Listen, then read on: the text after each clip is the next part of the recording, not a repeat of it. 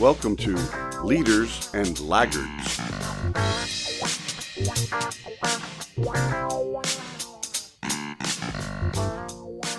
Welcome to Leaders and Laggards. My name is Dave Swenson, and I'm going to have the honor of leading the discussion tonight. I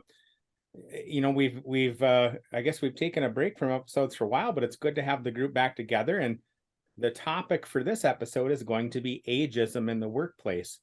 And one of the drivers, I guess, for this topic, at least for me, was, I see a lot of contact or context, I guess, over the 2022 talking about type of topics like the gray wave and what are we going to do with the baby boomers leaving the workplace, and I had noticed a podcast episode that was called How to Get Boomers to Stay. And it seems like we're always picking on different generations, whether it's the new workers entering the workforce, or now we're dealing with boomers leaving the workforce. And so when I did a bit of research, I found, well, there's federal protection for people 40 and over, but there's nothing really available for a younger worker entering the workforce. And I can certainly remember having conversations, within the past year, maybe even the past 5 years, where we talked about the millennial problem. And so I just think it's a systemic issue, and I want to talk about it. So yeah. I've got Ken Riches and Jeff Custer along with me tonight, and we'll just throw some questions back and forth and talk about this subject. So the first question I have is, do both of you or either of you, and maybe we'll start with you, Jeff, do you have an example that you've noticed of ageism in the workplace and over the course of your career? Just one. Yeah, I think, people have watched what we've put on here over this year. I've spent a lot of time in the utility business, and what comes to mind immediately is what we would lump together as this group of crusty old foremen. I still talk to people about that. I had a conversation with somebody this week about that, this group that we lump together, and we say these crusty old foremen. As you really propose this topic, that's one of the things that really struck me. Is I think we got to be so careful about lumping people in a group, because the boomers or whatever the generations that you talked about, there might be tendencies with those groups, but there's certainly a long shot from everybody in those groups being the same. And so that's kind of where I start with it, is we really got to be careful that, because not every one of those foremen that worked in the utility business I've been in for a long time was a crusty old guy. Right. They weren't all that way. There were some of them, but it wasn't all of them. Right. Absolutely. How about you, Ken? Do you have any examples? So you only want one. So I'll start off by saying the example I don't want to use is my own, where I was going after having gone through my initial round of cancer treatment in 2018. I decided I needed to re-enter the workforce instead of being out on my own, and it was a struggle. And I'll just say that after 3 years of working for somebody else at a lower level, that I decided to not do that anymore. But what I have is the example I want to talk a little bit about is more of a positive example. Like Jeff, I worked in utility and myself for 25 years in nuclear power plants. And I got a call out of the blue from an HR person in a manufacturing company. And it was like, have you ever thought about? And so I went and talked with the hiring manager, and it was supposed to be just kind of like a quick lunch meeting. And I ended up spending 4 hours with him. And I was at the time, I think I was probably in my right around 50, and he was not even quite 30 yet. And he was the hiring manager, and we went in, and to his credit, he really wanted to learn, and he wasn't threatened by having a more experienced person that wasn't near retirement at that time. And we ended up doing what we call that's where I started doing what I call brainstorming sessions, and I've done that for the last 10, 11 years is where when I'm working with people, I make a point to invite them out and we go out and we have a beer and we talk about work things, but hopefully we talk about things beyond work, getting to know the person, but also let's not worry about the day-to-day things. Let's take a look at where we can go and how we're going to get there and use it more for a strategic platform. So to me, and I know some of the other questions you're going to ask lead toward that, but I think if you have the right, it comes down to a mindset and a willingness and an openness to learn. And to me, I look at that as what could have been reverse ageism, but I treated him as an equal, and he knew that eventually, and we became peers at the same level within the company as I moved to a different role. But it was, to me, it was such a positive experience to have somebody that was not threatened and Right. was open to listening, and it was great. I'll tend to take a stab at this question and starting with the next question and kind of in the same package. One of the people that I can't get out of my mind is a receptionist at one of my former consulting clients located in Texas. And, you know, I had been their consultant working on their lean transformation. We'd done some great things. And one of the people that really I got to know and have an affinity for was the receptionist. And she was definitely a little bit of an older gal, but she was the face of the company. You couldn't contact that company or be a regular, to the building and not know her. And so when the company was eventually acquired, one of the very first things that the new owners did was get rid of her because they felt like she was at a age level where she wouldn't be able to keep up with technology. And there was some other things they said as well. But it bothered me because, basically what they'd done is they'd taken away the face of the company, at least forward facing part of the company within their region and anybody that had done business with them over the last handful of years.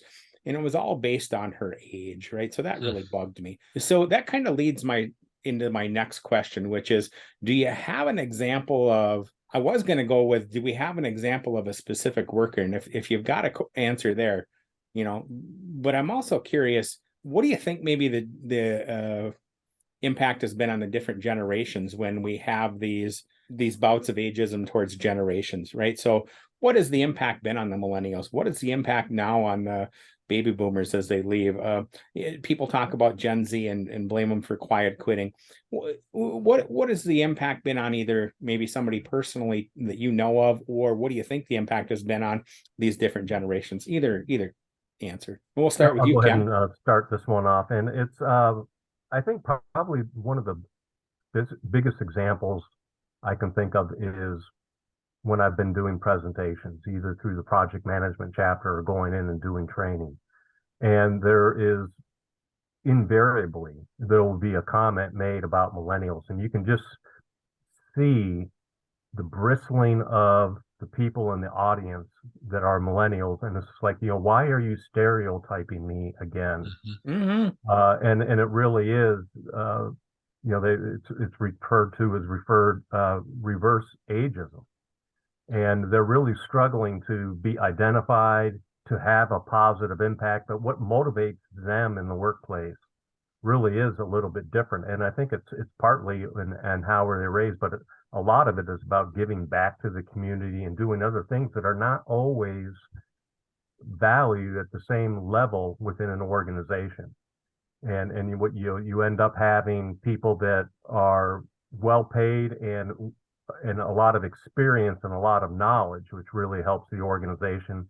But then you have the next generations that are coming in that have their own ideas, and often, so sometimes you get people that are underpaid if they've had to change roles like we have in the last 5 years due to the economy and everything else.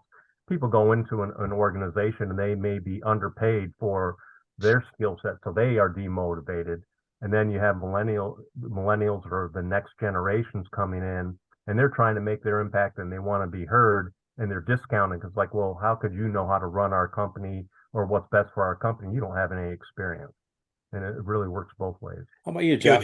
Dave, when I think about that, reflecting on what Ken said in your question, I go back to thinking about really kind of the watershed events. What shaped each one of these generations? And one of the things that I always think about is my grandmother, who grew up and was part of the Great Depression.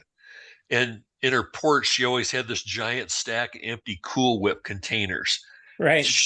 The people that grew up in that era didn't throw anything away because they knew they had lived through such scarcity that everything was so valuable. And so, I think you look at things like that, things that shaped these different generations, and the baby boomers were the sons and daughters of those Great Depression people. And so I think you still had a little bit of that influence on them.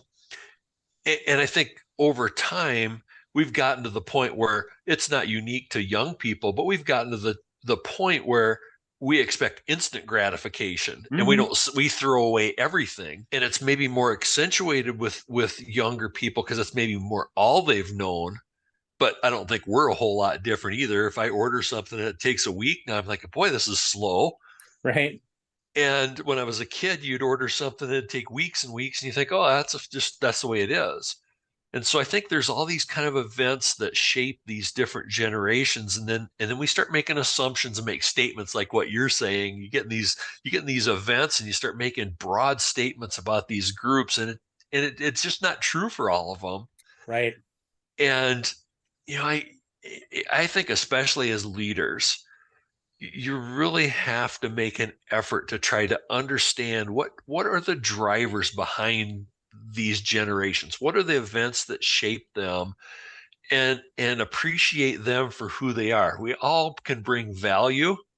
We might just do it in a little bit different way. All right. Chugging right along here. The next question I guess I have is, it's been said more than once, and I tend to agree with this statement, that everything starts at the top, right? That's kind of where the buck stops.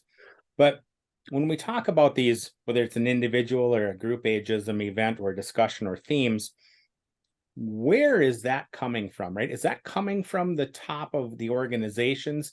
Is it coming from the media, culture in general? And we'll stick with you, Jeff. Where do you think these themes are stemming from? Probably all of those things. You see the stereotypes, you hear the stereotypes. The millennials are this way, and those stereotypes just get repeated enough to where, like anything, you repeat it enough and people start to think that's really the truth, the way it is. And I think that's really, really a challenge. And so it probably comes from all those places, and we just perpetuate these things that we hear, and we probably falsely make these assumptions about these groups, and it just takes a life of its own on. How about you, Ken? Yeah, I mean, I think it depends. It's different for every company. You can have companies that have boomers that are at the top, but you can also have companies where they're maybe in the transition from small to medium, and they were started by somebody that's younger, and they reached the point where they need to bring in more experience. And so it really, the answer is it depends, right? But I think it really comes down to culture and leadership within organizations. And you need to be able to what Jeff was saying earlier about being able to appreciate the differences in what everybody brings to the table. And so, but I don't think you can, every company is different, and how they grew and how they went from how they got to where they're at is different. And you have, in a lot of companies, you've got young owners and more experienced presidents, and even vice versa. And it just really kind of depends where in the evolution and what's important for the organization. If you have a small manufacturing company that is really looking to expand their products, they may need to bring in some more experienced engineers in order to be able to get it to market sooner. If you are trying to save money and you bring in less experienced people that they don't know what good looks like, then you can get a completely different result. So I think it's different from every organization. It really comes down to making sure that you're inclusive, that you have a listening attitude, and that everyone's voice is heard. My theme is when I'm teaching, when I'm working with a client, one of the things that I try and get across to them early and often is no matter who the person is, we have to understand who everyone is as an individual and treat them respectfully. So 3 points that are just in my mind about how we've, as a culture, I think, just let these comments or biases of ageism go. I was doing research for this, and I found a 1990s Time article, and it talked about the 20 somethings, and where they were bashing the Gen Xers in that article for just being, one of the terms they used was that they were sellouts, right? They were hard to manage. And basically it said anything that anybody has ever said about the millennials just as poorly. I watch YouTube videos and I can't get away from this one particular commercial that's on where this guy's talking about don't be a dino CEO. Have you guys seen it? I haven't, but I can envision it. Yeah, so he's talking about how he was open to, or he wasn't one of those bad CEOs when everybody went into these remote work practices, right? And it's just got this old dude on there just saying these nonsensical things, and so it's definitely not portraying an older CEO well. We'll just say that. I may have mentioned this to you guys both as well once in the past, but I watched this podcast earlier in the year, and the host talked about how most current leadership teams probably should have retired 20 years ago because they're not capable of leading in the current environment, right? And so no matter where it comes from, I think as long as we tolerate it, it's going to continue, right? Maybe that's the best way to say it. It's just interesting, Dave, because right before we got on the show here today, I was reading the latest copy of Fortune magazine. Yeah. And there was an article in there talking about CEOs prepping for the disaster to come. Everybody always wants to talk about, tomorrow's going to be a disaster. And they were interviewing these CEOs, and one of the main points they were making, just completely opposite of what you just said, is that they were pointing to the experience, the long tenure and experience that these CEOs had, and that was going to get them through the tough times. Yeah, which is just so funny. It's perspective, right? It's just the opposite of what you just said. So that's why I go back to say, it's so dangerous to lump all people into one group. It's just not the case. Yeah. Is there a dino CEO out there? Sure, you're going to find them. Is there somebody who's in that baby boomer, but they're well seasoned and they're doing a great job running that company? It just, and the same thing for people in these other generations. It's just dangerous to lump them together. Yeah, I think if I were in a technology industry today, I know he's not with us anymore, but if I was running a technology company today, Steve Jobs could come in and be my dino CEO any day of the week. My last question here is, assuming that ageism is something we should address, in my opinion it is, but wherever you sit in the spectrum here, assuming it's something we should address, whose job is it to address ageism? The short answer is everybody's, right? It really comes down to having a culture where people can speak up and not having to be afraid that if they say something, they're actually going to have punitive actions taken against them because they brought up. I mean, it doesn't really matter whether you're a more experienced person that feels you're being discriminated against because of your age and not being treated fairly or compensated fairly, or whether you're somebody younger that you feel that you're being looked down upon and talked down to. It's being able to bring that up. You would want to hope to believe that you could bring it up to an HR department, and if there isn't a policy in place to address it, that you could form some type of a steering committee or a group to address it. You should be able to bring it up to the leadership team again, and hopefully that their circle of safety, as Simon Sinek would say, is big enough that they're willing to hear that feedback. I think really if the culture is one of inclusiveness, you're doing team building exercises as a general principle, you're doing all company events. It gets more difficult as the company gets bigger, but I know I think a lot of us I know I deal more with small and medium-sized companies nowadays than I do with larger companies. And having an all-company event and being inclusive and getting to know each other and understand what people's strengths and weaknesses are and acting as a team is what's really key. How about you, Jeff? Ken said everybody, it's everybody's responsibility. So yeah, I agree with that. I focus in and say, I think it's more primarily the leadership responsibility within the organization. So probably leaders at all levels. And it goes back, I think I mentioned this earlier, is really to have leaders understand what these differences are and really work to see the value that each one of these generations brings to the workplace. If you step back and look at the workforce today, we don't have enough people to get things done. You drive down Main Street of any place and there's help wanted signs everywhere. And I keep hearing of restaurants that can't stay open as long as they want because they can't get workers. Right. There aren't enough people. So we need everybody. We need everybody in the workforce. And, I wrote this down because I wanted to say this, I think, so my message to leaders would be, and the challenge to them is, are you looking at these generational differences as a problem to overcome or a golden opportunity? And I think that leaders should look at these things as a golden opportunity that everybody that you can bring can add value. And if you look at it from this generational perspective, each one of these different generations brings a different sort of value to your business. And so we want you all, and I want leaders to have that mentality. No, well said. Well said. I think that it's primarily the leaders within the organization's responsibility to tackle things that, we could say that the culture of an organization is nothing more than the sum of the things that you encourage versus the sum of the things that you discourage, right?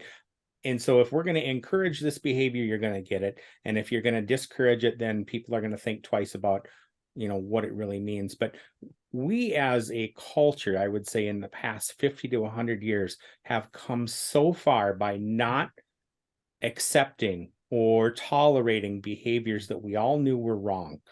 I believe this is a behavior that's wrong. And whether it comes from my organization or whether it comes from a podcaster or whether it comes from the Forbes magazine, I just don't think we should tolerate age-specific comments like that anymore, because as we've talked about in this podcast, we're all individuals and you can't just throw people into a group and say all these people are this or all these people are the other thing. We as leaders, I think, have a responsibility to treat everyone in the organization as the individual that they are, which means we have a responsibility to learn who they are as an individual. And I guess I'll finally maybe just say as a word of advice, or, we always, finish with some advice to the listeners. And my advice to the listeners would be to remember that ageism, like so many other things, is part of the employee's experience. And so is that something that we really want our employees to experience? I don't. And I think it's important that going back and, yes, when I said everybody, because if you don't know what's going on, then it's hard to combat it. But I think as leaders, asking the questions and asking some open-ended questions is there something that we're doing that bothers you? If there's one thing you could improve, what would it be? And trying to draw that information out from your team members, because if you don't know about it, we talk about the whirlwind on one of our previous episodes. Right. If it's not a problem, you're probably not going to be doing anything about it. But I think as leaders, making sure that we're giving employees the time and the team members time to let us know what is bothering them and what is not working, as well as what is working. I think that is really key. And that's where I think it's everybody's responsibility. But as leaders, that's what this is, leaders and laggards, right? As leaders, it really is up to us to draw that out of our team members and make sure that there aren't things that are just kind of like a splinter underneath their nail. Yeah. To me, Dave, what can leaders do? You took my number one off the list. Spend time understanding these generational differences and don't lump everybody into one category. They don't neatly fit into these profiles. The second thing I would just recommend for leaders is really take a look at ramping up your communication. And also, I'd suggest evaluate your methods. So if you're not much of a texting type person, but you tend to have younger people in your organization, you might want to reevaluate. How are you communicating? Mhm. What's the effective way to communicate with these different groups? And one of the things I have spent a lot of time this last year talking about is just talking with employees. One of the lessons I learned where this, Dave, really came to mind for me was I had an employee that kept asking me, well, how am I doing? How am I doing? I was like, well, why do you keep asking me this? If something's a problem, I'll tell you. Right. But when you look at these tendencies in the generations, that's one of the things you'll see is that younger generations tend to want to have more feedback than probably baby boomers were typically asking for. So again, I'm stereotyping, which I just told everybody not to do. Okay. Yeah. But I think some of it still applies, and it was a good lesson for me as a leader to say I need to think about how I'm doing things and do them differently in response to what employees really need and value. So I think communications, and then I think I'd finish up with really around self-awareness, emotional intelligence that leaders bring to the workplace.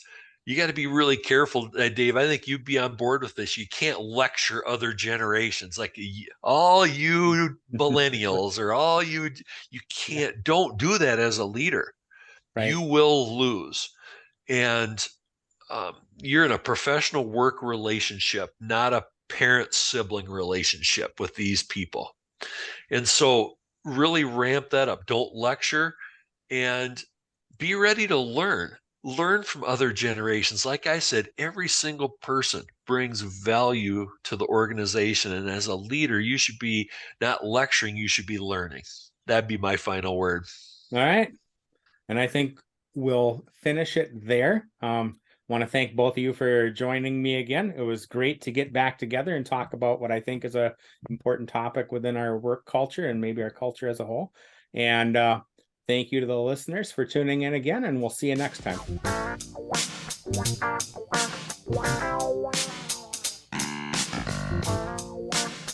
Thanks for watching, and remember, leadership matters.